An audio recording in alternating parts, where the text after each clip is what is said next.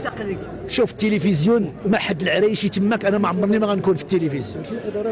شوف المشكل ديالي الاساسي مع التلفزيون نقولها لكم، هو السيد الرئيس المدير العام ديال التلفزيون ما باغيش شي واحد اسميتو سعيد الناصيري. حنا واحد المجموعه ما باغيناش نكونوا في حاولنا نجلسوا، واذا كان هذا الشيء كذوب يجلس معنا، لان واحد مني هو المسؤول على التلفزيون.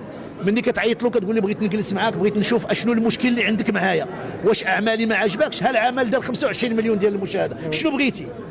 واش انا وجهي ما بغاوش المغاربه؟ واش كاين شي واحد دار كومونتير قال لك ما بغيناش سعيد الناصري في التلفزيون؟ الناس بالعكس انا قلت لك حيدوا حتى الاعمال القديمه، ما بقاتش كانت كيرجع الربيب وكانوا الناس كيعاودوا يشوفوه وكيشوفوه بكثره.